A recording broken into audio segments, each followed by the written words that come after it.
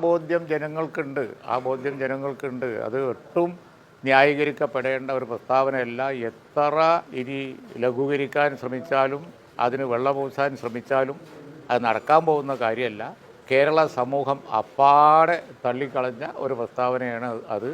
അതിനെക്കുറിച്ച് ഞാൻ നേരത്തെ പറഞ്ഞതിന് എത്ര കുറച്ച് സംസാരിക്കുന്നു അത്രയും നല്ലത്. സംസാരിക്കുന്നവൻ അതുകൊണ്ട് മോശമാവുകയുള്ളൂ. ഒരു രാജ്യം, അവിടുത്തെ ജനങ്ങൾ, അങ്ങനെയാണല്ലോ. അല്ലാതെ ഒരു പാർട്ടി എന്ന് ആ പ്രസ്താവനയിലേ ഇല്ല. തെങ്ങിൻ്റെ മുകളിൽ കയറി തേങ്ങ പറിക്കാൻ നോക്കിയിട്ട് ആൾ കണ്ടപ്പോൾ അപ്പുറത്തെ പറമ്പിൽ കുറുന്തോട്ടുണ്ടോ എന്ന് നോക്കുകയാണ് എന്ന് പറഞ്ഞില്ലേ?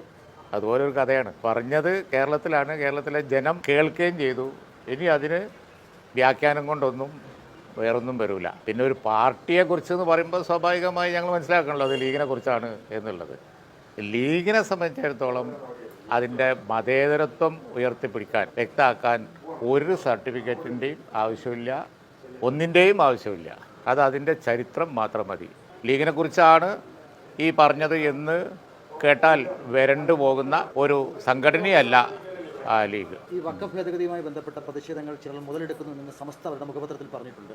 ശ്രദ്ധയിൽപ്പെട്ടിരുന്നത് ജമാഅത്തെ ഇസ്ലാമി അടക്കം ചൂണ്ടിക്കാട്ടിയാണ് പറയുന്നത്. പ്രതിഷേധം അത്തരത്തിൽ നടത്തുമ്പോൾ പലരും പലരുടെ അജണ്ടകൾ സെറ്റ് ചെയ്യുന്നു. അവിടെ പ്രതിഷേധത്തിലാണ് അല്ല, അതിൽ മതേതര നിലപാടിൽ വെള്ളം ചേർക്കുന്ന ഒരു നിലപാട് ആരെടുത്താലും ലീഗ് അതിനെ സപ്പോർട്ട് ചെയ്യൂല. ഇവിടെ എന്ന് പറഞ്ഞിട്ടുണ്ടെങ്കിൽ വഖഫിനെ ഞങ്ങൾ കാണുന്നത് ഒരു ദേശീയ പ്രശ്നമായിട്ടാണ്. 16-ാം തീയതി ഞങ്ങളെ റാലിയുണ്ട്. തീർത്തും സമാധാനപരമായിരിക്കും കോഴിക്കോട്ട്. അതുപോലെ തന്നെ അവിടെ വിളിക്കുന്ന മുദ്രാവാക്യങ്ങളൊക്കെ വഖഫ് സംരക്ഷണത്തെക്കുറിച്ചും ഇന്ത്യയിലെ മതേതരത്വം നിലനിർത്തേണ്ടതിനെക്കുറിച്ചും ആയിരിക്കും.